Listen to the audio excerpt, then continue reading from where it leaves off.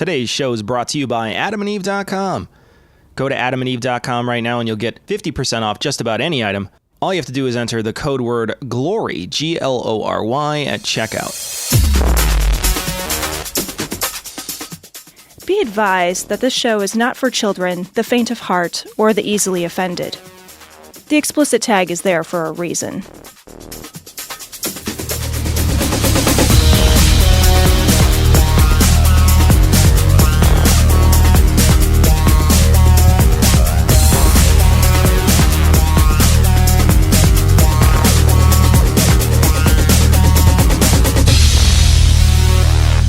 Recording live from Glory Hole Studios in Chicago, this is Cognitive Dissonance. Every episode we blast anyone who gets in our way. We bring critical thinking, skepticism, and irreverence to any topic that makes the news, makes it big, or makes us mad. It's skeptical, it's political, and there is no welcome mat. This is episode 484, Cecil, of Cognitive Dissonance, and we will not be having the King of Denmark in the studio. But we will have later on the How To Heretic guys. Which is similar, but they can't sell us Greenland. I think that if they wanted to, they could sell you Greenland. I think it's as likely that they'll sell us Greenland. I wish that someone just pulled out like a deed and just sold it to them. You bought Greenland. Stupid. Oh, Jesus. What is happening? Well, we're going to talk about this in more detail, but like my favorite thing about the current dystopian nightmarish timeline that we're all forced to exist in until we eventually peter out and spin off into the world is that it can't be more ridiculous. Right. When I read that story, I checked it 3 times to make sure it was real. Right. 3 times. I will say one of the some of the satire articles that came out afterwards caught me. Because I was like, oh, did they? And I was like, oh, damn, they didn't. You can't know anymore. Because the satire articles were like, they offered to trade for Puerto Rico. The satire articles were awesome. Like, they were really great. You know what would be amazing? It would be amazing if, like, before acquiring any more weird territories, if we could make the territories that we have now into states, so they actually have representatives. Right. Did you know that American Samoa, if you live in American Samoa, unlike the rest of the territories, you're not a citizen? Really? Yeah. If you're from Guam, you're a citizen. If you're from Puerto Rico, you're a citizen. If you're from American Samoa, do you at least get free Girl Scout cookies? Actually, what you get is American samosas. And in the morning, get an American mimosa, too. So, like, you get, like, a little bit of champagne, a little bit of orange juice. Isn't that crazy? It's a good, that's a terrible drink. Yeah. It is a bad drink. It is a bad drink. Mimosas are bad drinks. They're Mimosas taste like fucking bachelorette puke. They do.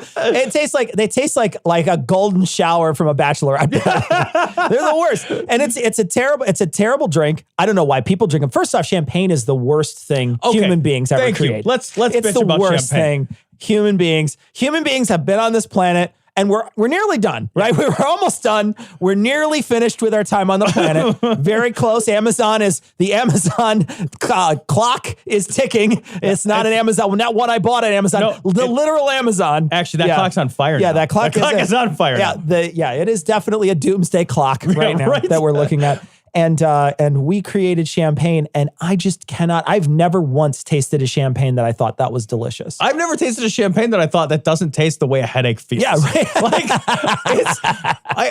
Like if you were to say, like, would you like this champagne or that Malort? I would have to think about that. Yeah, you would have to, because at least you could just do the Malort real quick, right? And just be like, that put hair on parts that I didn't want hair. I would feel manly if I drank the Malort. I'd be like, yeah. I feel like a fucking Chicago cop or something. Yeah. Like, you're just beating people at black sites. You're just going to black sites to like torture people. No, but the thing is like I've had wines. I've had dozens or if not hundreds of wines that I've enjoyed. Yeah. Right. Where I've tasted the wine and been like, that's a very, very pleasant drink. And I normally don't like white wines, so that may be why I don't like champagne. Right? Because I like red wines. I don't like white wines. There's like 1 or 2 white wines that I think are okay, but for the most part, white wines are either boring or meh for me, so I'm not crazy about them. White wine to me smells like drunk mommy breath. It does. Like it's just like, oh God. Yeah, it smells like like Aunt Susie getting a little handsy, you know? It's like, It smells like afternoon pills. it does. But seriously though, it's just something that is just horrifying. And then just to like be like, yeah, but we're going to take the horrifying and we're going to cut it with orange juice. Be like, just give me the orange juice. Yeah, I like throw a shot of vodka in there. Yeah, you know what I mean? right. Like, Thank you. Yeah, we could. You do your mimosa. I'll do a screwdriver in the morning. It's like, what if you drank this orange juice and then like, now you're going to belch orange juice, right? So it's like, oh, it burns and is shitty. Cause like, it's like effervescence. You're like, what the fuck? There's a reason we don't mix Tang with Sprite. I also like when champagne's like, it's dry. No, chalk is dry. Dry champagne feels like drying, like your insides have given up and you're fucking like, oh, I ate one of those silica gel things. It's like, do not eat. It's like doing shooters of embalming fluid. It's like, no, I don't need that yet. Fuck champagne. I mean, I'll need it in like 15 months when the world dies, but I don't need it now. There won't be anybody to embalm you, silly. I really do feel like we should have got Greenland though, because then at least we could go somewhere when it gets really, really warm. That's true, because when I play Plague Incorporated, when I play that game, Greenland's the hardest to infect. It is hard. Because there's only 55,000 people. Yeah, it's like that and Madagascar are really difficult. Yeah, I actually am going to buy some retirement property in the balmy state of Greenland. It will be. I know. Eventually. There we go. So warming it right up. But anyway, so Trump tried to buy it. Yes. He tried to buy it. We're looking at an article right now from Vanity Fair, but he tried to, he made an inquiry. Yeah. And they laughed at him. And he was so put off by that, he canceled his trip to Denmark. The best part is like, as I understood this story, people sort of astonishingly were like, hey, we were in meetings and he was talking about buying Denmark. Yeah. And then then that story got out. So he started tweeting like, essentially, it's just a large real estate deal. But he never actually, as far as I know, officially, through official channels, reached out to Denmark to say, hey, can I buy Greenland from you? And when eventually like word got out, Denmark was like, Greenland's autonomous. And as far as we're concerned, not for sale. Yeah. This is absurd. Yeah. And then he called her nasty, or called her comments nasty, a word that he only seems to use when he's talking about women. Absolutely. Like, Absolutely. He never uses the word nasty. No. But he uses it all the time when he's talking about the nasty comments of women, right? Yeah, right, like that's a very... Yeah. That's a common theme, right? It's a telling way to speak about women, right? Yeah. When you're a misogynist, it's pretty easy to point you out. I mean, I use it all the time. That's how I know. It's like wearing a misogynist jersey, you Right. know, Or like I'm number 4 for the Chicago misogynists or something. You know, What would the logo for the misogynist? Like if the misogynist had a sports it's team? a sandwich.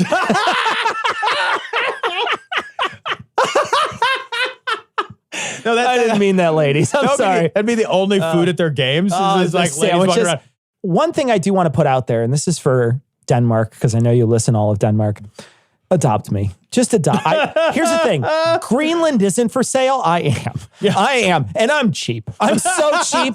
I'm so cheap, Denmark. All you have to do is just say you'll have me. And that's it. That's the fucking, and that is our blood brother, like contract written in blood. I will be there tomorrow. All you have to do is just say, please come here. I love you. I want you. And I will be there tomorrow, Denmark. That's all it takes. You're going. That's all it takes, Denmark. I'm throwing myself at you, Denmark. I'll guarantee all the people, though, in Puerto Rico, like when I saw that thing, I was just like, yeah, I bet you Puerto Rico would be all for that, trading straight up, because they'd be like, finally, someone's going to take care of us. Yeah, right. Okay. Finally, someone would take care of us. Who would want to be owned by Denmark? Oh my God. Like, I'll wear the dog collar. No like, shit. I don't care. You walk me around. So I want to read this because I think this is so great. This is the former ambassador to NATO, right? This is what he said about this. Sometimes it's hard to believe that what Trump is saying and doing on the world stage is actually happening. This is one of those days. Yeah. Like we are literally living in a world where people who are like, I've made my life service being in foreign service or being, and they're looking around like, all right, I've seen some weird shit. Yeah.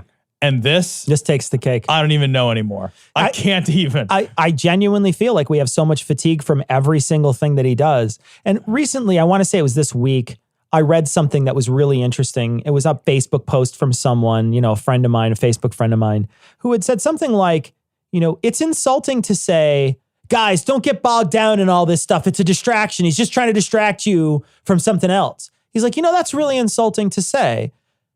I have a brain. I can pay attention to multiple things at one time. If I want to focus on something about Denmark, I can focus on something about Denmark and still focus on him, saying anti-Semitic remarks or him doing X and Y and Z and, all the things that he did this week. His mush mouth this week where he's talking and it's literally slurring and he can't even pronounce words. I didn't hear this. Wait, what? Hold on a second. I read the news twice a day. I don't even know how I missed this. She shouldn't treat the United States that way by saying, what an absurd. She said, absurd. That's not the right word to use. Absurd. The members of our armed forces, and you understand that very well, the members of our armed forces have always lived. Also calling upon all 50 states to immediately waive all applicable state taxes as well. Despite these obstacles, Karen is now pursuing a... What? Yeah. What is going on? Yeah. So, that's not just one or two things. It's many speeches recently. And so, there's a lot of things to pay attention to. Yeah. There's a lot of that may be mental decline. You don't know, right? We don't know. Could be slipping his They used that excuse before. They said it's his, but he didn't go out and get fucking denture or whatever the fuck to hold it in his fucking mouth. But he denied having dentures, right? Yeah, so whatever, again, you can't, he has it both ways all the time. He has it both ways. But there's a million things that you could say, it's all a distraction from something, but it's not a distraction. It's almost at this point, it's fatigue. We're fatigued by so much, everything that comes out. I'm sick of talking. I'm literally sick of talking about him. We get the notes. We put together the notes and I go through the notes and I look at the notes for the week, the stories that come out this week, and half of them are Trump stories. And I'm just sick of it. I'm so sick of talking about him. I'm genuinely sick of talking about him. It's so just depressing to hear every day. And there's so much of it. And it's like, you look back, we were doing this podcast or a variant of this podcast when Bush was in office. I know. That's and crazy. Once in a great while, we would have a Bush story. Right. It was political back then. Right. It was political. We had skeptical, and once in a while, we would have a Bush story. And when Sarah Palin came on and she was doing crazy shit all the time, we talked about her a bunch because she was funny and it was crazy and it was insane and it never made any sense. But when Obama was in office, Obama did some things that we talked about. Mm-hmm. But mostly we didn't talk about politics because politics it was just sort of status quo. We're sort of on the same path. And not a lot was getting done. Not a lot was getting done, but not a lot was getting fucked up either. Right. Here he is, Denmark, one of our closest allies for years, and not one of our closest allies, but certainly a very close ally in the EU. An ally that's always been a staunch supporter of us and us of them. Right. And then to petulantly say, I'm not going to come visit you now because you won't let me buy Greenland.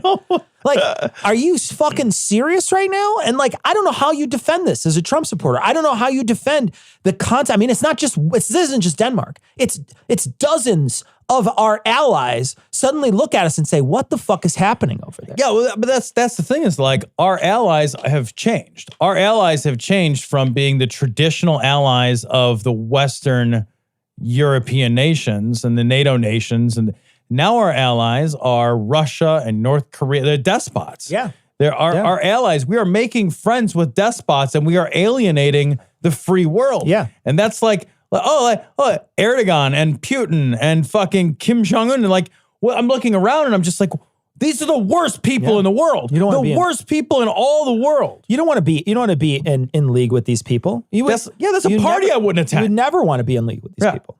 He's such a fool that he was like, I'm doing great things with Kim Jong-un. And Kim Jong-un's just like, another rocket. Boom. Another rocket. Boom. What are you going to do, bitch? And he's like, nothing. I love you. I got a very beautiful letter. Yeah. I received a beautiful letter. Got a wonderful letter from a guy. Good for you. Great. Good for you. Yeah. He's shooting rockets into the sea. He's threatening the world. He's resuming his nuclear program. And you're fucking jerking off over a love letter from your Korean man baby. And Russia's testing weapons that are exploding over Europe. Oh, how fucking crazy is the shit Russia's building? Did you hear the daily about this stuff?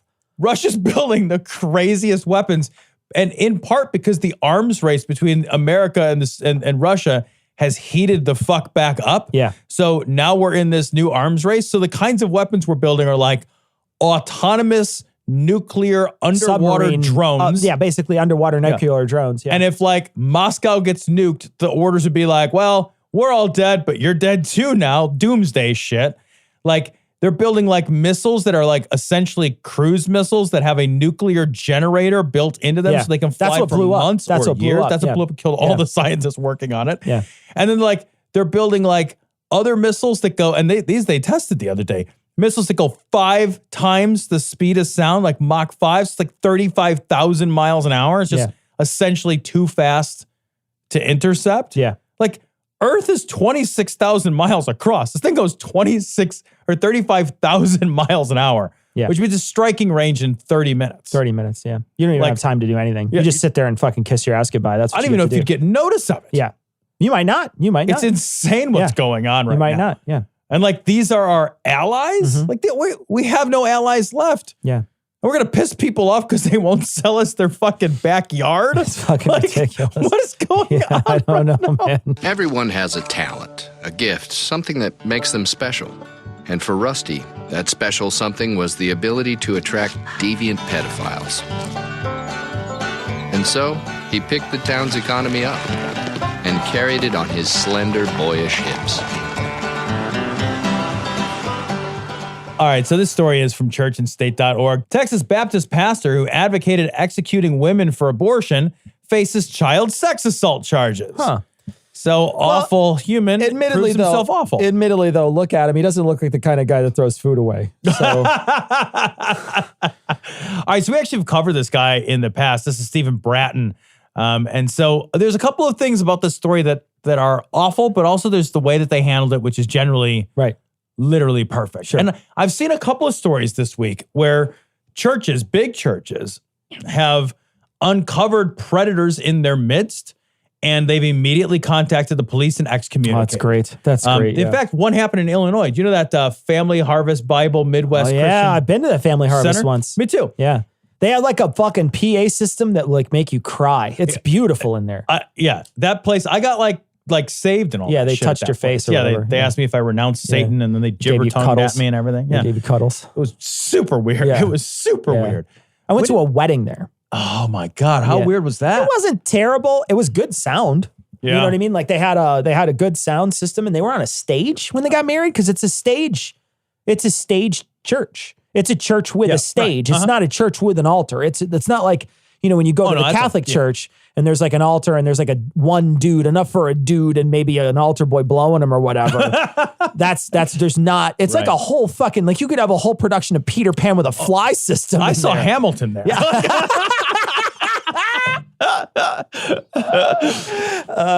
Anyway. Yeah, it's just, but so to their credit, and to the credit of the Grace Family Baptist Church, when this guy was found out, they were just like, great, we're calling the police and you're not a part of our church anymore. Yeah, yeah.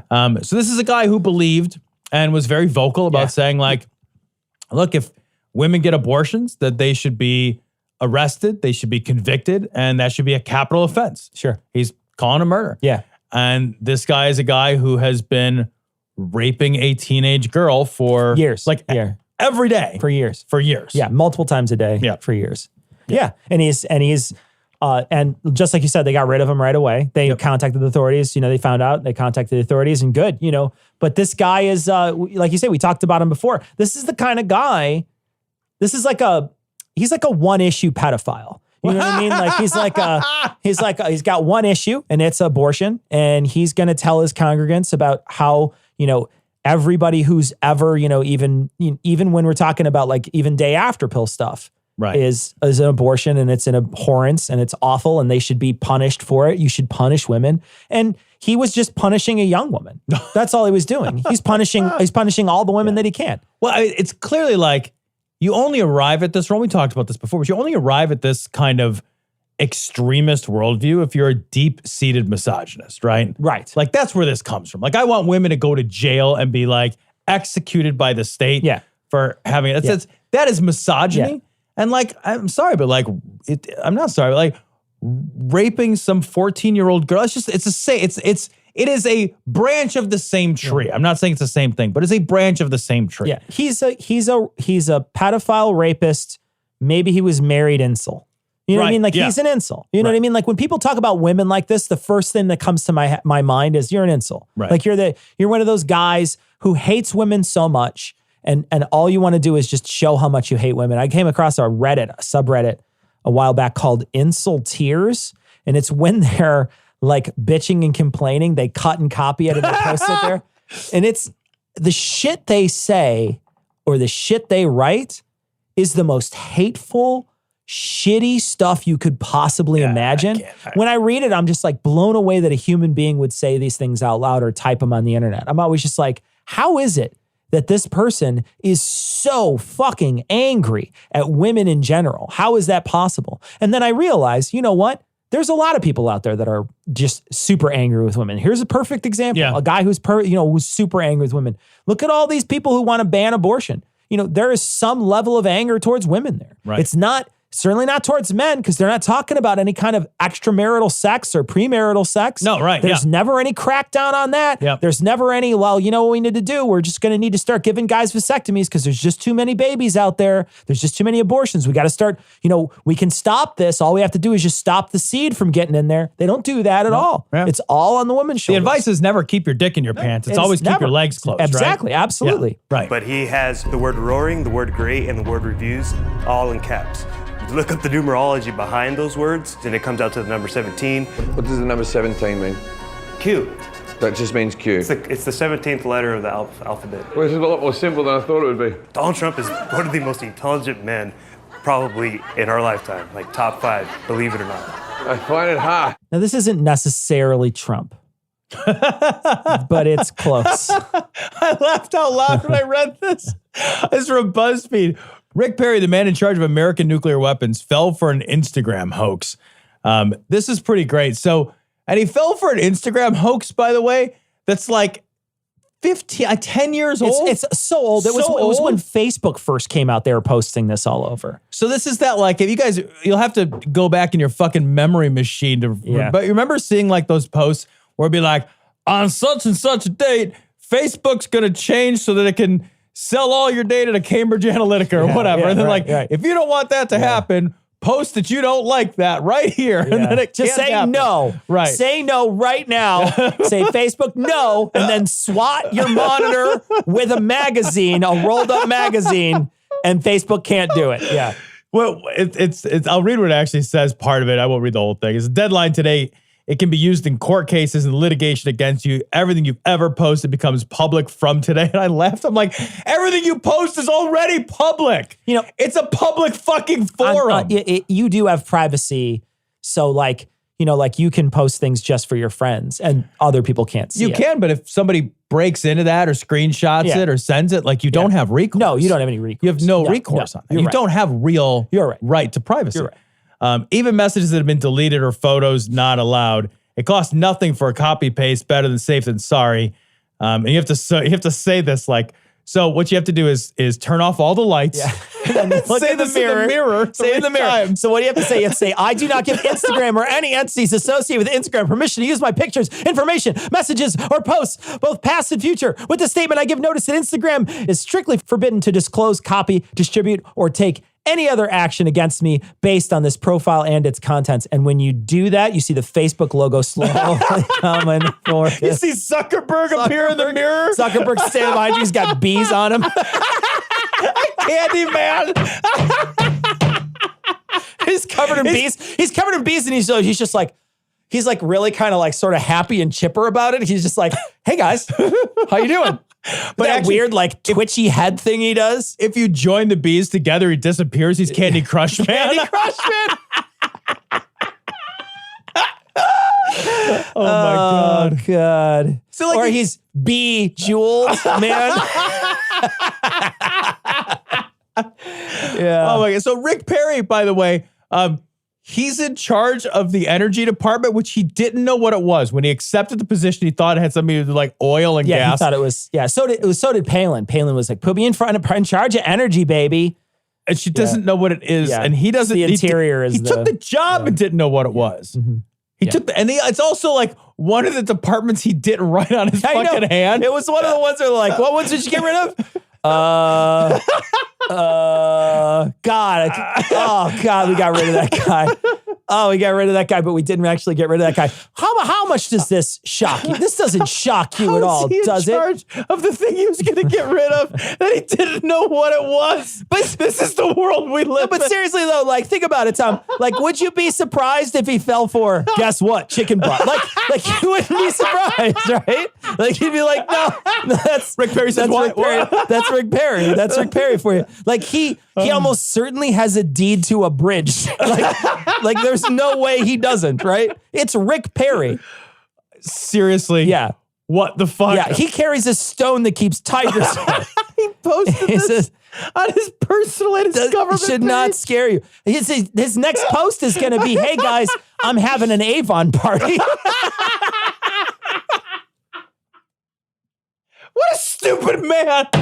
What a stupid man. What makes me crazy, Tom, is that this guy is genuinely a fool, right? I know we're making fun of him for this or whatever, but he's like, this isn't like the only dumb thing that Rick Perry's done, right? Like Rick Perry's a genuinely not a smart person, right? And I know I'm not a super genius. I get it. I understand. I'm not a super genius. But I see these guys like Rick Perry. I mean, he's made it. Yeah. He's made it. He was, not only, involved in government, but then he's also now involved as an appointed member, not just an elected member, not official. He's an appointed official that's going to be there until the end of this Trump administration. And I'm just blown away that this guy made it. I'm scratching by every day. I'm scratching by. Like, what the fuck? Like, this guy isn't scratching by. He's an idiot, man. Yeah, right. How does that work? Why? What the fuck kind of shit? Like, it just feels like it's like cosmically cursed. Like the world is cosmically cursed. Yeah. It's certainly evidence that like karma's not a real thing. Like we don't get what we deserve. But Justice Ginsburg, realistically, how long do you think you can hold on? Oh, forever, Colin. I'm eating an apple a day to keep Ben Carson away. And by apple, I mean pure human growth hormone, of course. And if that doesn't work, I've hidden Horcruxes in all the tablets in the D.C. metro area. This story comes from Right Wing Watch. This was a very Mark Taylor week. It was. There's a lot of Mark Taylor stuff. We might not get to it all. But he was on fire. Yeah. As the firefighter prophet, I found it a little ironic, to be honest with you. Yeah. Him and the Amazon, both of them on fire this week. So. There's fires all around. Yeah. Here he is saying that Ruth Bader Ginsburg has got to be a pedophile. Ruth Bader Ginsburg is not a file of any kind at this age. Could you imagine her chasing around a little kid? Like, doesn't there come a point where you're just like all done with? Right. You're just bits and bobs don't bits and bobs. There is a point where your body just says no more of that. Right. We're done with that. It's just like, there's a point in your life where you're never, ever, ever going to do another pull-up. Where you're like, that's it. We're no more pull-ups. Yep. We're done with pull-ups now. You're never going to play another pickup game of one-on-one basketball. Never going to happen again. You're done. Yep. You're never going to high jump again. Like certain things you're never going to do. And, at a certain point, your body's like, no more sex. Yeah, I'm 175,000 We're years done. old. We're done. Yeah, the only thing that's in there at this point is a mummified corpse. There's like I've already started to pre-embalm parts of my body, and that part has been embalmed. In preparation? Yeah. Right, exactly. Like it's the most absurd thing you've ever heard. A pedophile. The Anons had said that they're preparing for a royal funeral in the next 8 days. They just sent a new honor guard group to D.C. to prepare for Jimmy Carter's funeral. Wow. That prophecy I wrote, the evil crew of 32, when the Lord was telling me when one goes. Yeah, I mean, there's nobody more evil than Jimmy Carter. Jimmy Carter is like the nicest person. He lives in like $170,000 house and wakes up and does his own dishes, works for Habitat for Humanity. Yeah, all day. Yeah. He's a content, and he's been doing it for years. What a monster. What an absolute awful person. Totally fucking selfish, shitty politician. won't be far behind. Bush died November of last year. If this comes true, this will be the second one right here. Okay, what about this one? This one's the one I can't verify. Maybe you can. Is John Roberts. They said his name was mentioned in there. I love, hold on a second. I love that if somebody else dies, that'll be the second person. No, yeah. That's how that would work. Sure, yeah. I mean, like you could do that with literally anybody. Cecil, if you die, you'll be the second one in this room. You know what I mean? Like, what? Like, what? Well, and then you could just, like the reason why their prophecies, quote unquote, work is because they just literally have no target, right? So if they say an important person is going to die, that is literally true. Yeah. You could even say an important person just died, and that's literally true. Somewhere in the world, an important person just died. Guaranteed. Within the last hour, let's say. Yeah, guaranteed. An important person just died. No specificity whatsoever. You say that out loud. You're just like, okay, well, there's no timeline, and in this case, I guess there is kind of a timeline because you're like, yeah, it's 8 days or whatever. But you give yourself 8 days for an important person that you don't like to die. One of these old fuckers that's in Washington, D.C. There's people dying in Washington, D.C. all the time because you know what? They're 1 million years old. I know. Everybody out there is so fucking old. Ruth Bader Ginsburg, I think she's died and been resurrected already. Are you kidding me? Have you seen interviews with her? Yes. She is as old as you can be. She has reached the limit of how old you can be. She is hanging on through sheer force of spite. And I love her for it. I do too. But she is stitched together with like Depression era throat lozenges or something. I don't know what she's made out of. Yeah, she's fucking Jack Skellington at this point. She is, but she's, I saw an interview with her and she was talking about how there was like a senator said, you're going to be dead soon. He's dead now. She's not. She's like, he's fucking dead now. Boom, bitch.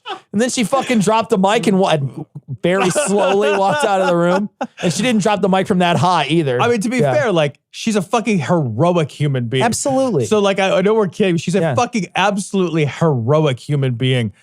It's just that she's so unbelievably old. Yeah. And again, it's so easy to just call that and be like, she's going to die soon. Yeah, she probably will. But like at some point, those telomeres will stop. You have to stop. There's a limit to cellular. Yeah. Going twice. Now, they said they didn't say SCOTUS. They said it was a guy named John Roberts, so they can't verify if this is the one. Now, if he's... Oh, yeah, it could just be any John Roberts. It's like John Roberts, the elevator repairman dies. Is John Roberts is going to die? Yeah. How old is John Roberts? He's not that old. 64? It's not that old. He's not that old. I mean, like when you're talking about like old politicians, he's certainly not that old. Yeah, it's not one. You and I both know that little witch called RBG's been there multiple times. Larry Nichols told me himself years ago there was pedophilia on that court. Oh, they're talking about John Roberts being tied to Epstein. Yeah, because Epstein, now they're starting to make, because now Epstein's dead. Right. Now they're starting to make after the fact, like weird push pin string things going on. Yeah. With him. So that's what they're doing with him. And then now they're saying that also Ruth Bader Ginsburg was also with Epstein being a pedophile. If John Roberts has been there, that means RBG's been there. Which, if that's the case, why does that mean that? I don't know. Why does that mean that? Because Epstein flew them all around in his private jet. Like he had a session of the Supreme Court in the air. Like, I don't understand. Am I supposed to believe that conservative Chief Justice John Roberts is like palling around like they're like, everywhere she goes, he goes, best buddies or whatever fucking that's. He's got to go real slow though, because she didn't move fast for nobody at this point. What was that? Remember that? Like I do. My buddy or my whatever. buddy. That's what it was. Yeah. Then that might be the scandal God's been talking about. The 3 would be taken down in a scandal. Who's the third one? Well, I can tell you Ruth Bader Ginsburg is really behind a lot of the abortion rulings. She's a witch from the pit of hell. That's that Sheila Zilinsky, isn't it? Yeah. I forgot about that lady. This is a lady who thought fucking FEMA trucks were like the end of the world or something. You know what I love about this is that if like RBG heard this, which she would never waste her fucking time on this nonsense, she would laugh and laugh and laugh. A witch from the pit of hell. Okay, you gotta wonder. You're just like with these people, they have no argument. All they have is ad hom. Right. That's all they have. They've never had anything that's resembled a regular argument. All they have is speculation and ad hominem attacks. They don't have anything else. My new goal in life is to be attacked by the nutters on Right Wing Watch. Oh yeah, to be like Tom is the demon from the pit of hell. That'd be amazing. I would get T-shirts. I would too. I'd make a T-shirt. Yeah. She's the one that ruled that 12-year-olds should be able to have sex in her dissertation or whatever it was. So she's got to be. Yeah, I don't even know what it was, but it was something. So I'm just going to make it up. So. She wrote it down somewhere once in a thing I jerked off to that doesn't exist. Pedophile. And if that's the case, then this is the scandal that God was talking about, where 3 would go down on the SCOTUS because they would demand their resignations if that was the case. And so who's the third unknown? That's what I want to know, because there's another one in there somewhere. That's Scalia. So, Tom, right now, our sponsor, AdamandEve.com. And AdamandEve.com, I just want to mention, if you like to fuck. If you don't. Really? Yeah. But if you like to fuck and you like to get fucked, AdamandEve.com is a great sponsor for this show because they provide oils and lubes and things to fuck with and things to get fucked with and things to put on stuff and things to put under stuff, things to put around stuff. I mean, you basically can pack that shit in airtight wherever you want. And the nice thing is with the code GLORY at checkout, you won't get fucked on the price. Exactly. Because you get 50% off almost any item at AdamandEve.com. You get a ton of free gifts. You get free DVDs. There's something for you, something for her, something for both of you guys. No sex swing right now. Yeah, no sex swing. But free shipping. Free shipping. We get to swing it out to you that way instead. You get free. All you have to do is enter Glory at checkout. You'll get all that stuff. And fucking has never been so fun. So this is Mark Taylor again from Right Wing Watch. Representative Maxine Waters is activating Satan's pastors to attack Trump. Activating. All right, here we go. This is Mark Taylor. And he's not on his show. He's on this Up Front the Prophetic or something. That's the name of their show. Up Front in the Prophet? In the Prophets. In the Prophetic. In the Prophetic. Let's talk about here, Maxine Waters. We all talked about this, last week when your head intercessor, Melissa Leggett, mentioned that she really thought, and after I reread it, I was like, wow, she is calling the sleeper cells of the church to arrive. It was code. Yeah, so this is Maxine Waters is, I guess, calling the sleeper cells awake. Yeah, well, it was a code. Yeah. It was a code that Mark Taylor knows the deciphering keys to. Sure. And so does she. So does she, right. too. Yeah. Well, what they're not mentioning is that earlier in the story is that what they did is they intercepted a submarine. And on that submarine they had that key thing. So these guys have the Enigma machine. These guys have the Enigma. Yeah. And they don't mention that in the beginning because they don't want to excite you with their war stories. It's the prophecy. That's what they have. Gotcha. So. Maybe they know Apache. Maybe they're all wind talkers. They're all wind talkers. And I'm going to read it, and so that they can see it themselves. Okay, so this is what Maxine Waters said. This is the activation code. So you in the audience, go get the cotton and plug up your ears now. Yeah, what if you're like Manchurian? Yeah, guys? what if she's like, you guys got to be careful. Be careful. You know what you can do is you could just take your belt off and tie one arm to the couch just to make sure you don't get completely activated. You're just walking around like a zombie when your wife comes home from work. You're snapping at people. Yeah. Trump, you called the El Paso shooting an act of cowardice. Trump, you're a coward. You could use the bully pulpit to stop these horrific mass shootings, but you continue racist attacks on Americans. And I'll tell you what. Okay, so that's what she said. That's the code? That's the code. It sounds like she's just saying what she means. It does sound like she's reacting to something that happened. That's a code, man. Yeah, you really had to work. You know what I mean? You had to work to put that all together. I would, if she came up and was like, ballpoint sturgeon. Right, exactly. Like point sturgeon. I'd be like, barking dogs carry umbrellas. Like, okay. All right. Yeah, no, right. That's a code. That's a code. I'll admit that's a code when Maxine Waters is like the burqa flies at midnight or whatever. It's like, okay. All right, that's a code, Maxine. Tripod airplanes intercept the dog. Yeah. Okay, all right. Yep. Yeah, I'm with you, Maxine. I'm with you. That's super odd. But when she's like, I condemn the El Paso shooting, and you should too. Yeah. When she's like, when your fucking racist rhetoric contributes to the problem, what she probably means is. Yeah, exactly.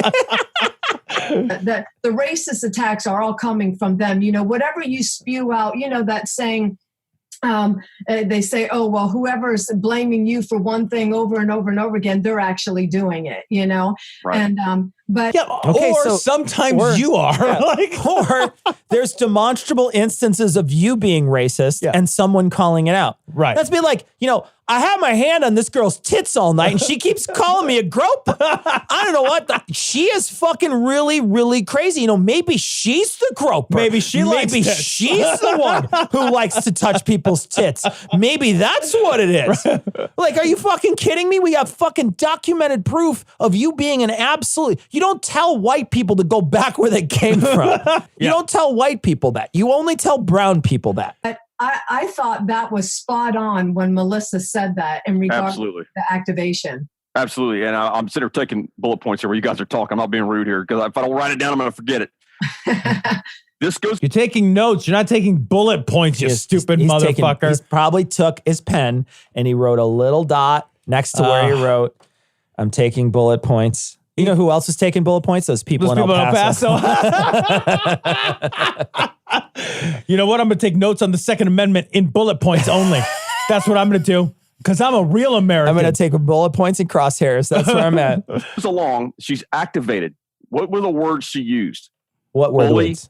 pulpit. Oh, which means kill a Republican. That's what that means. I cannot wait for the explication where he's going to say like bully pulpit, which means, and I want to be like, we know what it means. Yeah, we know what it means. It's a well-known phrase. Yeah, we know what it means. We're good. You don't have to explain it to us, but he's going to somehow explain that it's like a fucking, like a keyword to like fucking like reset the RAM. Okay, so B is the second letter in the alphabet, inverted. That's a what? Okay, fucking, okay. This is what the Lord told me the other day. This goes along with it. Good. I'm glad what we're doing is we're listening. We're not listening to the actual words that someone wrote and just saying, yeah, those make sense in order. And instead what you're saying is, you're like, you know what? Those are code, and I know it because a secret being told me. I love when he's like, all right, this is what the Lord told me the other day. Yeah. When I was chatting with the Lord. I was just hanging out, just went over and got a venti. I got a venti macchiato. Yeah. And the Lord came down and sat and chat with me. Yeah. I always love the idea that the Lord picks these fucking no-name, nobody prophets. Yeah. So they can go on like some fucking weird like YouTube Skype call. channel. Yeah, a Skype call show. Yeah. What was it?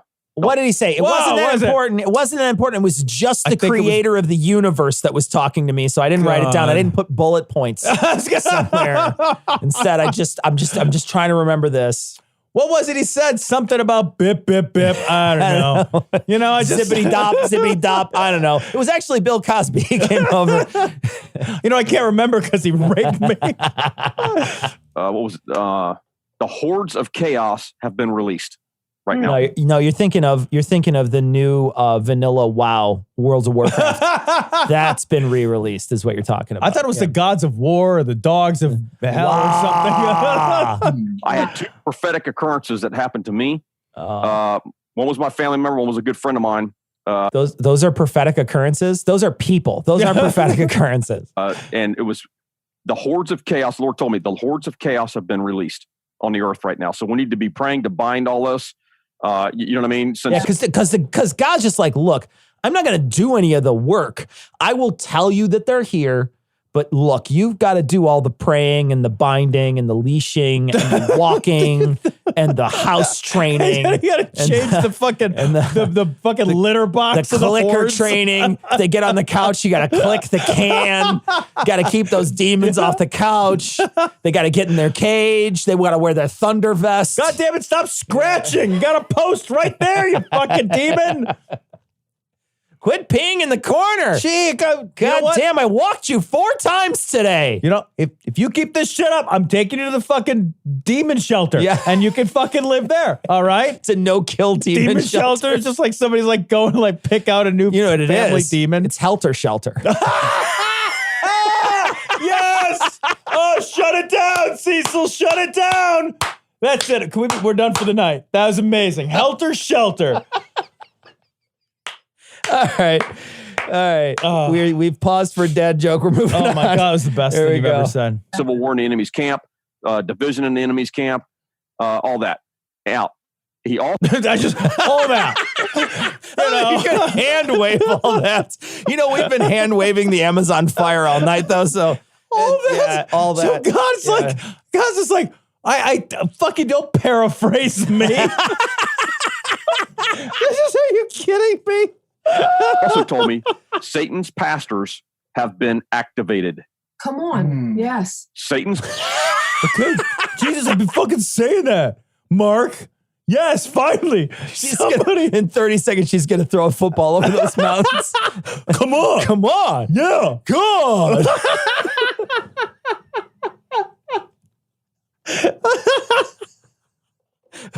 I gotta go feed Lisa or whatever. What was the llama's name? What was the llama's name from that movie? Like Tina? Tina? Gonna go feed Tina. God. He's throwing casserole at the fucking llama. That movie's amazing. I forgot how stupid that movie is. Oh, God. I brought you this fucking fresh mouth bass or whatever. She totally, did she not just make a Napoleon Dynamite face when she said that? She's like, come on. It's fucking awesome. She's got the same hair. She does. She has the same hair.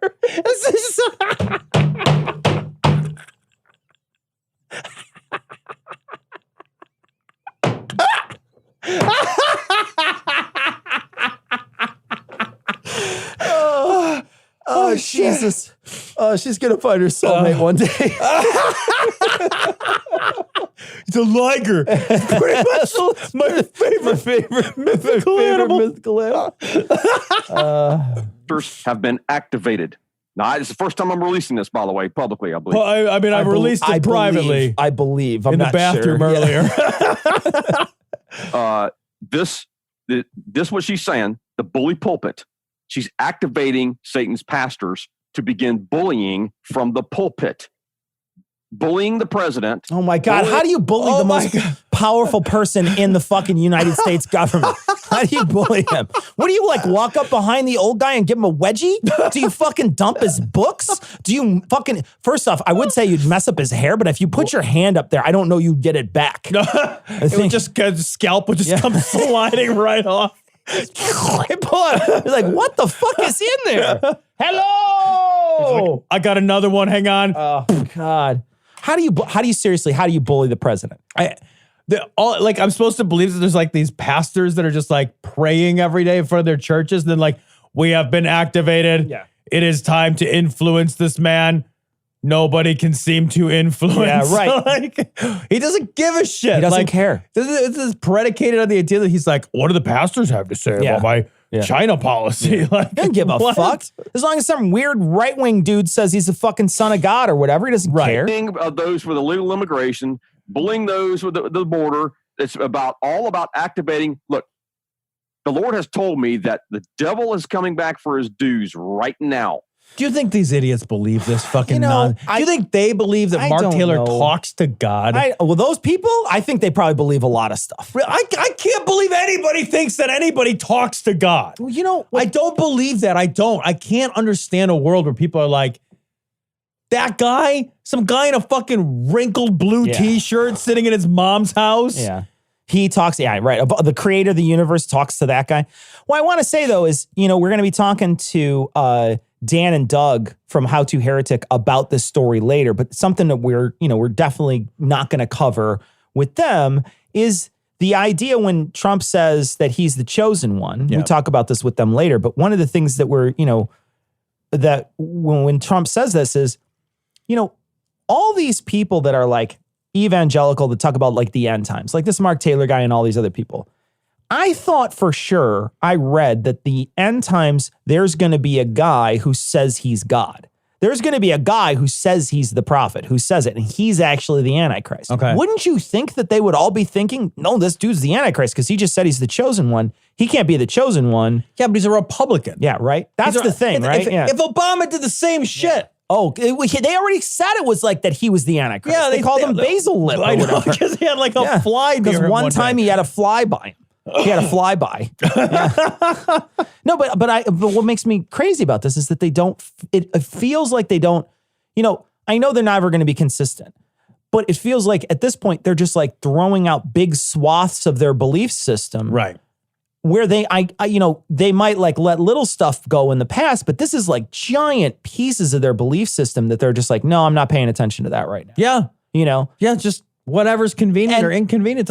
It's just fucking nonsense. Well, and I think one of the things is it really exposes that they never cared about any of this stuff at all. Yeah. They never cared about, this stuff as a story or as a truth. What they cared about it as a way to manipulate and control people. And when they have the control, they don't care about the story anymore. Right. Yeah. They don't give a fuck about the story because they already have all the control they need. So I don't care if I have to scare the shit out of you with Armageddon. If I already know I control the White House, it doesn't doesn't matter anymore. It's not necessary anymore. Right. It's only necessary when I don't control it to scare you so that you do what I want you to do. Does that make sense? Yeah. Do you think they're that Machiavellian though? Well, I wonder about this. It's either that or they just throw it away. They just throw it away because it's in there. Either you're doing that unconsciously or you're doing it consciously. Maybe they're not doing it consciously, but they're definitely doing it unconsciously. Yeah, I guess I have a hard time ascribing this much motivation to a people that just don't seem that complex. Like they don't seem that self-aware. Right? They don't. Yeah. They don't. They just don't to me. They just I'm flabbergasted anew every time when I'm like, how fucking real people think this way. Yeah.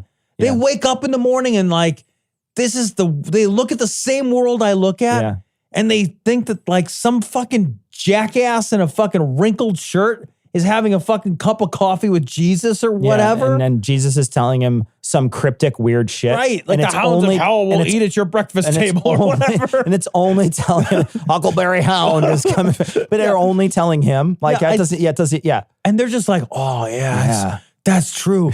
Like, I got to do laundry later. Like, I don't understand how you have the same life I have.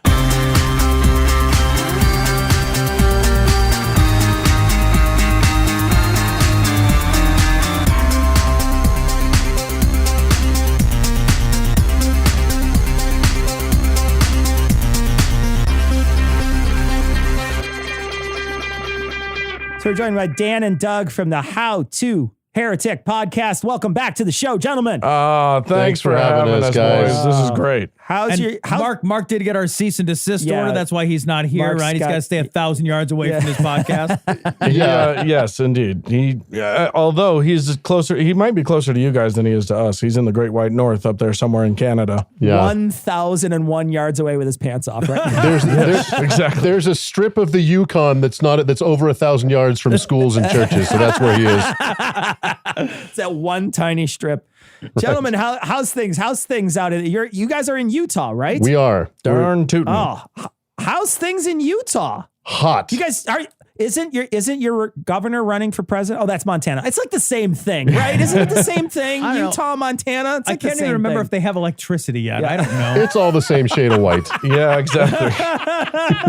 You guys just wear special underwear. That's all there is to it. So it does get special white over here. We do our laundry different and everything, so it's good. Yeah.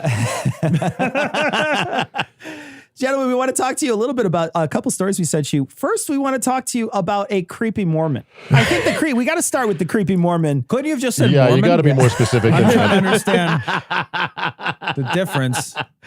This story comes to the Raw story, and it is the title is "Perv Who Snapped Pics of a Woman in Dressing Room Turns Out to Be High-Ranking Mormon Church Official," and this looks like the guy kind of looks like, I don't know, maybe Mike Pence's personal trainer. Totally. He definitely has one of those looks that you know better than to trust, but you can't get a beat on him for sure. Yeah. He's definitely. So, I'm sorry, guys. Who are we looking at? Is it the guy behind the store mannequin? It certainly does. So here's the story of what happened. Here's this guy. He's in the store H&M, and he sees a woman coming toward him with clothes, and he says, "Hey, young lady, use this very open dressing room right here." And so this she does not have a camera. It's right here. And then he stands over her with his phone. He's like on the bench with his phone over the wall, taking a video or photos of her. And she looks up. She's already dropped trowels, starting to change. And she looks up and she sees someone is pointing a fucking camera at her. So she runs out. And he does the smartest move, which is to exit his room the same time she exits hers while deleting the photos in front of her. Like, what? What he needed was one of those old-timey photographer things with the flashbang. Like where he's taking like, it's like badoosh. And she's like, what is that sound? Badoosh, badoosh, badoosh. It's just like it has the added benefit of stunning her for a second. It's like a flashbang. And he runs up and gets a handful real quick. Teenagers are like T-Rexes, like this is based on movement. He's like, could you hold still for about 13 seconds, please? It's a daguerreotype. We can't. Madam, these are difficult. Please don't smile. He's got like an old Polaroid. The picture just falls into her boot. I should have grabbed it. I should have grabbed it. Can I get that back? Yeah. Okay. Now it's a selfie. That's yours. Yeah.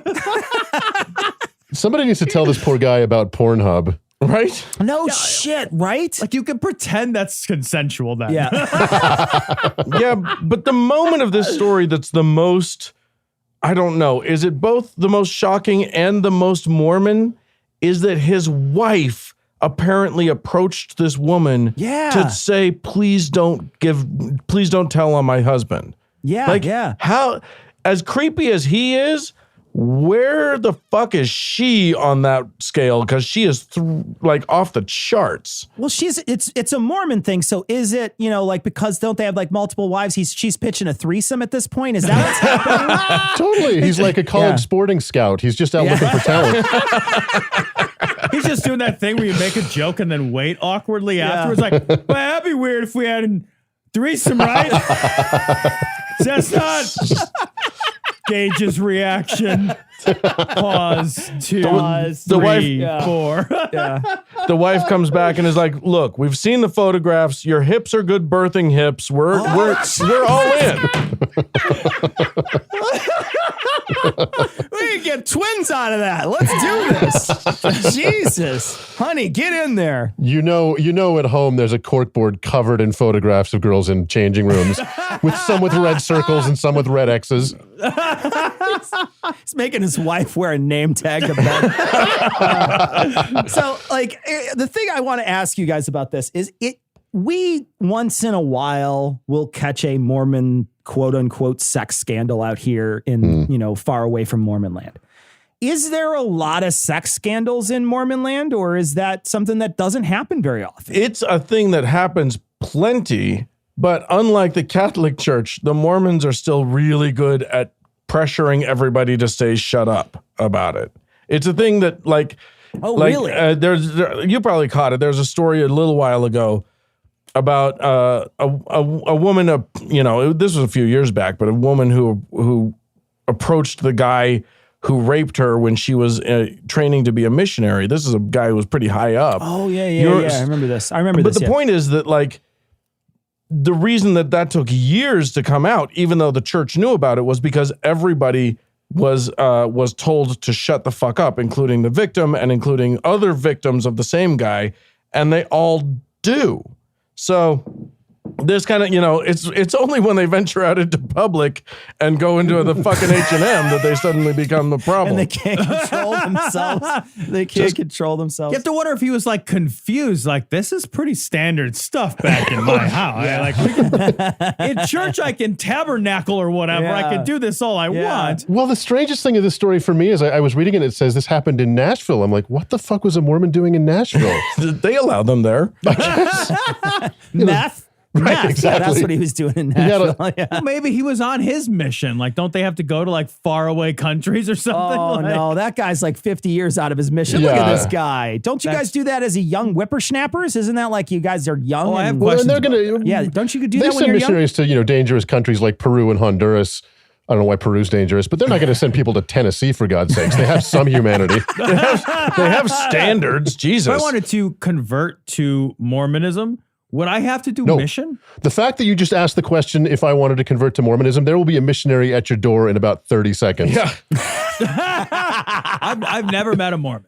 Have you ever met a Mormon, Cecil? Not a Practicing Mormon. Yeah, no. like in the wild. Yeah, wild Never Mormon. met a practicing Mormon. I've never met a wild Mormon. I've met ex-Mormons. I've met You many guys, ex-Mormons. message me your address. We'll have one over tomorrow. I'm good. You'll have Thanks. somebody. No, I'm good. Would you guys like a free book? They'll give you a book. You get a free book out of the deal, that's for sure. I got to ask you another question about this because this guy is clearly, he's got a kink, right? How tough is it for Mormons to express any kind of sexuality at all? Like in the Mormon culture, is it a lot of sexuality repressed? Oh my God. Okay. Okay. Here's the thing. Take wherever you think there's the most sexual repression in the world and then multiply that by 20. That is Mormonism, other than the fact that, it was founded by a guy that clearly got his rocks off more than anybody in the universe. Yeah. Well, that's why I thought, it would be not so repressed. Because don't you guys, I know that the mainstream sect doesn't marry multiple people, but there are few sects of Mormonism and several in the past that used to have multiple wives. Yeah, right? and still are. There's still something like 130,000 polygamists. What they call fundamentalist LDS. But the mainstream Mormon church, the downtown church, as we call it, those guys are the most white bread, sexually repressed. Here's how sexually repressed they are. The most Mormon parts of Utah have the highest porn consumption in the country. That is a fact. And it's because they can't express anything. They can't even talk to their own spouses without blushing. You can tell how many times Mormons have had sex by how many kids they have. Which I will say is actually a blessing when you're the child of Mormon parents and you don't want to imagine your parents having sex. You could just be like, you know what? My parents had sex twice, and that's that. That's they didn't like it. They didn't even like it. No. At least half of them didn't. Yeah. So Trump recently, in a statement when he was standing by his helicopter and he talks. I don't know if you guys, I don't know how much you guys love this. I love this. I love that Trump loves to give his speeches while he's at the fucking helicopter. He said, this is from CNBC, "I am the chosen one," Trump proclaims as he defends the trade war with China. Now, I know we're probably not going to get into much about the trade war with China, but we do want to talk about this chosen one comment with you guys. Right. Oh my God, I did so much research on the trade war. God damn it. Okay, go ahead. No, let's stick to this. That was good, Cecil. So we are versed. Tom and I have heard a lot about the apocalyptic death cult religions of the Midwest, which are the blood cult of we need to bring back Jesus, right? Yep. So that's the mantra is we need to bring back Jesus. Jesus is going to come back. He's going to fix everything. There's going to be an antichrist. There's going to be a Christ, I guess. I don't know. I think, and then they're going to Thunderdome, and then it's the end of the world or whatever. And that's Armageddon and stuff. Tell us, is Mormonism an end times cult too? Oh, most definitely. There's actually a very famous prophecy in the Mormon church called the White Horse Prophecy. Mormons believe that in the latter days, the end times, that it will be Mormons who will rescue the Constitution and lead America into the second coming. Yep. We will rescue the, what is it? Has it been stolen? Well, or is it at this point, is it in a well? Nicolas Cage has taken it. Do I need the help of a seagull and a mouse? Like what? The literal wording, and no one knows what it means, is that the Constitution will be, quote, hanging by a thread. Now, if you can explain what the fuck that means, other than maybe a document that's literally dangling. I can explain what it means. Have you read the news today? I was going to say, man, it could mean Donald Trump's presidency. Yeah. Send that Mormon. You know, I was saying earlier, don't send the Mormon, send that Mormon tomorrow. I'll get baptized. Yeah. Like, give me a donkey dunk. I'm ready to go. So you think, not you, but the Mormons think that the end times is going to revolve. It's all about them. It's not. It's one of those moments where it's all about us, right? For Mormons, it's not just the end times. Everything is all about them. But yes, that's fair. Every Mormon who runs for office firmly believes in their heart of hearts that they're doing it to save America. Because one of them, theoretically, is going to be the savior. The guy who rides in on a white horse becomes president of the United States. This is all prophesied. Wait a minute. Does he have to kiss the United States while it's sleeping? Like, I don't No, this president's going to grope us while we sleep. Because I got to tell you, like, that's going to get him a Me Too these days. You don't get to find out where on the country he kisses it until you go to the temple. Show me on the country where the Mormon kissed you. Yes, exactly. But yeah, so like I'm convinced that half the reason that Orrin Hatch stayed in the Senate for the 1,500 years that he did was just because he kept waiting for his time to become president and save the country and bring about Jesus. Wow. Can you imagine Orrin Hatch as president? God. We didn't almost have a Mormon president because Mitt Romney wasn't close to being president. Never an almost. But he did. He was the nominee. That's so true. There was now he's a senator, and I guarantee you, in the back of his mind, he's going back in. Yeah, he's going to be the president in his mind. In his my great charisma his mind. almost led me there on my own. What is your feeling about? Okay, so more often we're getting these stories from the religious right that are saying that Trump is the second coming, not the second coming, but he's certainly like this comment, I'm the chosen one. It didn't originate from him. Right. This is from people on the right. Now, this is a conspiracy nut who said this to him, but this isn't the first time we've talked about this on our show. Many times we've talked about this. There's many right-wing religious evangelicals who call Trump the chosen one. What they don't understand is that, he's got to pay someone $130,000 for them to choose him, but it's a different kind of choosing. But this is a common theme out here. I'm curious, in Utah and the people that you talk to or the people that you cover in the news or just at least read about in the news, do you find that the Mormons have a different attitude about this sort of thing? Well, Mormons are there. If you squint, you couldn't tell them apart from evangelicals, but there are some differences. And one of those is Donald Trump is less popular with Mormons than he is with many white evangelical groups. That being said, he's still pretty popular. But some of the stuff he does, the swearing, the womanizing, the shit talk, the immigrant, Mormons have a very favorable view towards immigrants. So these things grind on Mormons. And unfortunately, though, with Trump, over time, he's getting more and more popular with these religious groups, including Mormons. They're getting ground down just like any other evangelical, and he's just gaining popularity with these people. Well, here's the thing. I think the one thing that gives Mormonism an advantage in at least seeing that the emperor has fewer clothes than he's claiming to have is that they don't trust people. They're not watching Jim Baker on TV. They're not watching any of these things, and their own people, their own leadership are not saying this guy is definitely going to be our savior or whatever.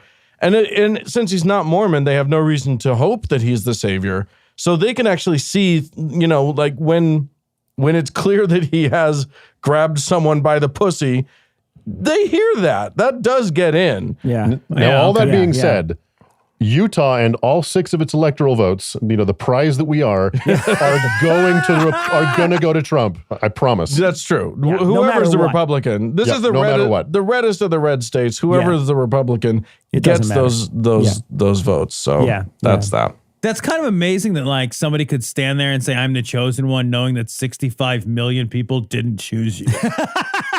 You know what? Like, it's like Ralph Wiggum gave him a bad Valentine's. Like, I choose you. Exactly. And there's a picture of a train. And what's even more bonkers about this is the other story in the news this week is about Trump trying to ingratiate himself to the Jews. Yeah. And he did such a good job. He calls himself the chosen one in reference to the China trade war. Yeah. Missed opportunity, dude. Well, I mean, he did. He did. I mean, I don't know about ingratiating himself to the Jews. He called all of them that vote for Democrats disloyal. I said he was trying. And then he declared, and then he retweets that he's basically the king of Israel. I don't know. He said the Jews think he's the second coming of God. Yeah. Who hasn't come yet. What's astonishing is none of this matters. Like, isn't it kind of amazing? Like, none of this matters. Like, your neighbors are still trying to make America great again with this guy. Yeah. there's a guy, I'm sure you run into this more than I do, because there's not a whole lot of like conservative people in my life. There's only like this one guy I work with that I argue with from time to time. But like you guys have to be surrounded, like you said, you're in a red state. You're in a sea of this madness. Mm-hmm. Like, well, we do live in the big blue dot in the red state, but there are plenty of opportunities to see, guys rolling coal with their trucks and their big flags on the back that may or may not be Confederate flags, which is like, you're in Utah. What the fuck are you doing? This is not the South or whatever. Is rolling coal, is that when you modify your truck to pollute more? That's right. Yeah, that's what that is. We've definitely seen that here. We did that with the rainforest, with the Amazon rainforest. We modified it to pollute more. We did that recently. But I'll tell you what, like during the Bush years, I had, war is not the answer sticker on my car and, all that fun stuff. If I put an anti-Trump sticker on my car here where I live, my windows will get broken. I don't have a shadow of a doubt about it. Now, that said, in defense of my beloved city, because I actually love Salt Lake City so much, we also have one of the biggest gay pride parades, gay pride celebrations in the country. Like this, like we really are genuinely an awesome little blue dot in the sea of bullshit red that is Utah. Well, I fucking hate it here. Get me out of here. I'm kidding. Do you ever feel stupid about that bumper sticker now, since war was so clearly the answer? Yeah. I lay awake at night wishing that George Bush was president. I'm just saying, like, isn't the egg on your fucking face? Well, you make a good point. That's one of those things where like, I look at people who are totally on board with Trump being the chosen one, and I'm like, in 8 years, how are you going to feel about that? Because he is very clearly not going to save anything. No. He's already like destroying things left and right. And nothing's going to change in the way that they like it to. But there's still plenty of people that like supported the Iraq war, and they still support the Iraq war. They still think it's a good idea. You look around, you're like, well, have you read about it once ever? We lost. Like by any reasonable measure, we lost. We didn't win anything. It's just a zero wins on that one. For no reason. Right. Yeah. Like a lot of dead people. And then like, what did we get out of that again? Like we got the term shock and awe. That's what we got. Right. Hell yeah. Kick-ass term. Thank you very much. I think that's something like blows my mind. It's like, do you not understand that we lost that war? Like we didn't. And we lost badly. We overthrew the government, and then we lost for many, many years, and we will continue to lose that war for another 10 We're or still losing years. that war right now. But people don't they're like, well, but we tumbled the government. Like, it's like, okay. Yeah, we got Saddam. I don't know what you guys are talking about. He swung. I feel so stupid. But isn't this the natural consequence of winning so much you're tired I'm so tired of winning. Now we're losing so much, so we get tired of that. Yeah, now you got to get tired of it, and then It's like trying to masturbate for the 7th time in a day. Yeah. I'm just so tired of it. Speaking of masturbating 7 times in a day, how's your podcast going, guys? Cecil. That is a good segue. I will give you that. The show's going awesome, you guys. It's we're really happy about it. It's a fun little romp we do every week. We just hit our 100th episode and our congratulations. first patron. It's so nice for your mom to do that. Thank your mom. Send her a Harry and David gift basket. It's very sweet of her. Finally, it's actually your mom. They would have to be, because the Mormons, don't they baptize people after they die? So that's how you did it. Okay, that's fair. So tell our audience about your podcast if they haven't heard of it. Well, we're basically, every week we pick a few topics. We do a sort of quasi mildly deep dive into either a cult or an old god. It's sort of religious ideas, and we just lay them bare and make fun of them and have a good time with it. The show started as kind of an ease into heresy for those people who have left religion, or for the people who are considering leaving religion. It's just a way of looking at religion without any reverence and with a lot of goofing on what's going on. And we're trying to have fun. There's a lot of shit going on in the world, and there's a lot of anger, and we're trying to inject a little bit of levity and a little bit of guidance into people's lives that are trying to find their way in the darkness. So that's kind of what we're up to. So who is the target audience? Because you guys have something you're trying to accomplish with the show, right? You're trying to teach people how to heretic, right? That's right. So we've brought on people to trying to help people who've left religion recently to figure out how to be sexual, to how to read books that aren't prescribed by their religious leaders, how to drink, how to swear. But we found over time that our audience contains some of those people, but also many people who've been fellow travelers with us for years and years. Yeah, it's one of those things. It's amazing. Basically, everybody people from who have just barely left religion find it like a breath of fresh air. People who have been out of religion for decades or who were never religious still find it a lot of fun because we're all kind of fascinated by all the really, really stupid bullshit that humans have believed since time immemorial. So we have a lot of fun. It's funny because when the show first started, I would go into the Bible and I would find the most obscure stories and be like, oh, I'm going to show all the weirdo stories in the Bible. And I have since learned that all I have to do is find a Bible story and just the one that they teach the most in Sunday school. And if you just actually read it and expose what's in it, holy shit, it's not okay. And our research has led us to one inevitable conclusion. Hot take here, guys. The Bible is mostly about ointments. This is not something I knew. It's just a skincare manual. The whole thing is like, really, it's jojoba oil the whole time. It's what it is it's a multi-level marketing to sell you an oil, like some sort of essential oil for you. It's all the non-essential oils. Non-essential oils. You get to the last page and it's just like, be a Sensi rep? What the fuck? Exactly. The last page is, so what can I sign you up for? Yeah, but call now. Yeah, it's amazing. It's essential oils and it's bird fears. Yeah, a lot of ornithophobia in the Bible. Bird fears? Oh my God! We when Doug did a deep dive into Leviticus and the rules of Leviticus, when we started talking about whether or not you can eat a greater or a lesser owl, we lost our minds. Wait, can I eat an owl? Yeah. No, you can't eat an owl. Nope. You can't eat a greater owl, a regular owl, or a lesser owl, just in case you were wondering. Right. Wait a minute. This feels like a Dr. Seuss skit. This is like helping my 12-year-old write a paper and fill the whole page. Exactly. Okay, all right, listen. You can't say you can't eat an owl. That doesn't take up any space. You can't eat the following types of owls are unavailable for consumption. Learn to fill the page, son. That's right. It's like somebody looked around the room and was like, "Does anybody know anything about owls?" No. Yeah. Okay, great. There's like big ones. Are there medium ones? There's little. I know there's little ones. There's like tiny little ones. Yeah, absolutely. That one's a grande, a venti. That's a Trento. Gentlemen, if people were going to find your podcast, where would they look? Well, we go to your library and go to the reference section. And no, I'm just kidding.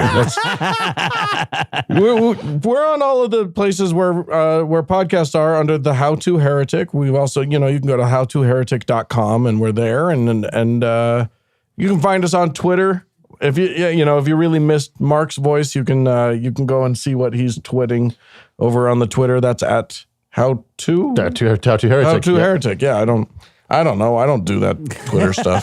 See, you guys were getting good at this, aren't we? Yeah, we're really awesome. You're 100 episodes in. We'll cut you some slack. We're pros by now. Gentlemen, thank you so much for joining us this week. It was a lot of fun to talk to you. You guys are great. Oh, thanks for having us. Back at you guys. We really appreciate it. Really appreciate you.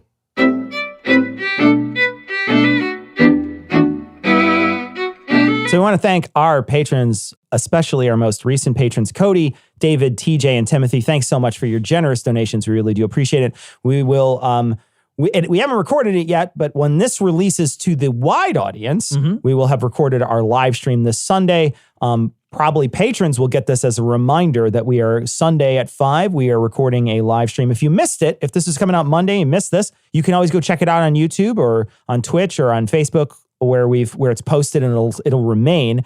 But if you want to catch us live, you're a patron, you want to catch us live, remember it's 5 o'clock Central Time on Sunday. I wanted to mention, too, that we have been getting kind of hammered on iTunes. So if you are a fan of the show, if you're somebody who likes the show, who's been a fan for a while, and you've never rated us on iTunes, these ratings actually do help us. Yeah, they they help the show. Yep. So we would appreciate if you take time out of your day, just a few minutes, just to go give us a rating on iTunes. It really does genuinely help the show. The higher our rating is, and the more ratings that we get. So we would really love it if you would just take like a few minutes out of your day to just give us a quick rating, and not just on iTunes, on any other medium. Any platform. Yeah, any platform that you can rate us on. We would really genuinely appreciate a rating. iTunes is the one that most people use, and that will push us up into higher lists. So the more people that rate us, the better off it is for us. So again, we'd really appreciate it if you could take time and give us a quick rating on iTunes. We got a message from Alistair, and Alistair sent along a video. There's a guy by the name of Roy Zimmerman, who's a musician, and he sings a song about union. So we're going to put it on this week's show notes. This is episode 484. Thank you, Alistair, for sending that in. Got a message from Elvis, and he sent us some audio, so here it is. Oompa loompa, Stevie D. King. Science does not prove global warming. We've got same-sex marriage, therefore you could get married to your lawnmower. What if we went through all family trees, pulling out incest and rapist babies? How is that language offensive to you? Could it just be, I'm a white supremacist? One is a valedictorian, it's true. The other 100, they are drug mules. Calves the size of cantaloupes too. Like illegal immigrant children all do. So good. Oh, Elvis, you're the best. Thank you so much, Elvis. That was amazing. So good. So good. So we got a bunch of messages about apples, of course. We got plenty of messages about apples. This is so funny. But we got one about the red delicious apple, and this is from Mary. And Mary says the red delicious apple issue is all because the actually delicious apples are not nearly as resistant to diseases and pests. The red delicious apple is gross, and the pathogens and insects also agree. I love that we're just like all the microbes like, fuck that shit. No, I'm gonna go on a gala. Bring a pink lady up in this pig. That's fucking hilarious. Super funny. Got a message from Andrew, and he said that he recently gave part of his paid time off. He gave 24 hours to a coworker, and he makes more, and that person got 30 hours. So we were talking about this during one of the shows that we had recorded, and we didn't know if there would be some sort of weird trade deal that would have to happen, like a China-like trade deal. But aren't they supposed to pay her 70 cents on the dollar? Yeah, for right? it? You should go back to them, Andrew, and say, look, we're not equal pay here. Right. Let's do this. So we got a long message from Mary, and Mary tells a story about how much she worked as a food service manager at like a fast food type restaurant. Yep. And she said she lost 20 pounds while she was there. She's working 55 hours a week. She was constantly running around, just absolutely nuts, just running herself ragged. And then once she graduated with like a PhD and she went on to go do work, she said that like she was almost laughing at how little she had to do to make so much more money. Yeah. And that's really what happens in America is that, like, the regular grunts of America, the people who do the worst work, they get shit on the most. Hard work using your body doesn't pay. It doesn't. It really genuinely doesn't. And those people are the ones who get screwed. Yep. Recently, there's a daily podcast that's talking about the bunch of CEOs got together and signed an agreement. And this agreement was about how they're planning on not putting the shareholder first, that the shareholder instead is going to be one of many things that they're aiming for. Employees are going to start being a thing that they're aiming for and other such things.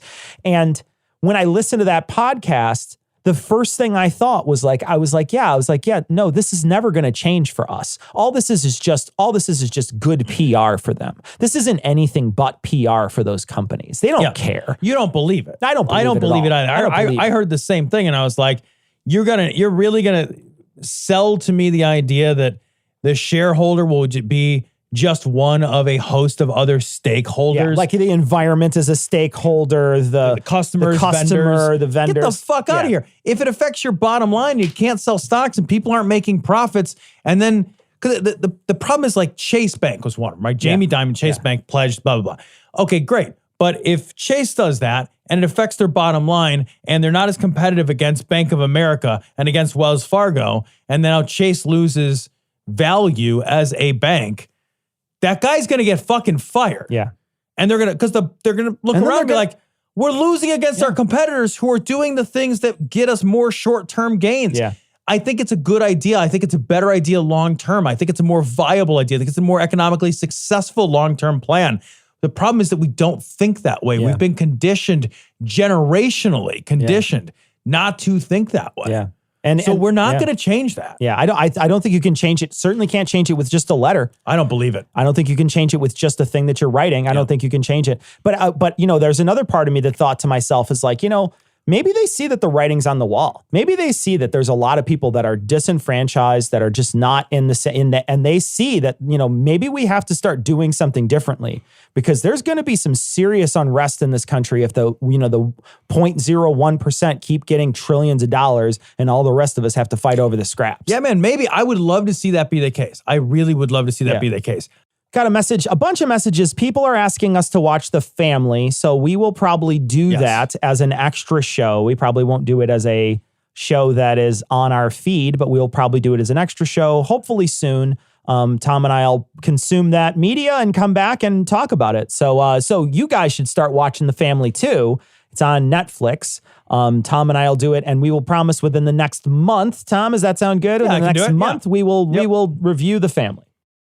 Got a message, and this is a video, Simpsons video that we're going to post on this week's show notes, and it's a song, Donald Trump singing a song with the squad? And it's pretty funny. The end of it is the most funny part, is when they bring out the chorus kicking line of all the Democratic candidates, and it's just like going forever. That's actually really funny. So we're going to put it on this week's show notes from Natalie. Natalie, thanks for sending it in. We're going to post it, like we said, on this week's show notes. It's 484.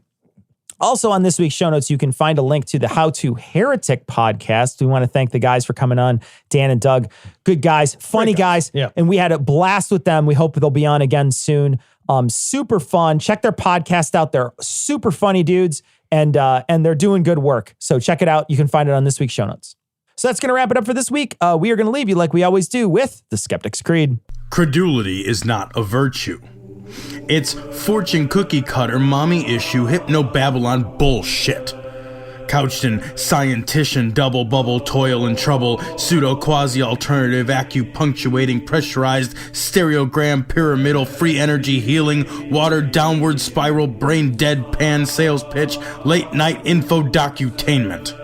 Leo, Pisces, cancer cures, detox, reflex, foot massage, death and towers, tarot cards, psychic healing, crystal balls, Bigfoot, Yeti, aliens, churches, mosques and synagogues, temples, dragons, giant worms, Atlantis, dolphins, truthers, birthers, witches, wizards, vaccine nuts, shaman healers, evangelists, conspiracy, doublespeak, stigmata, nonsense. Expose your sides. Thrust your hands, bloody, evidential, conclusive. Doubt even this.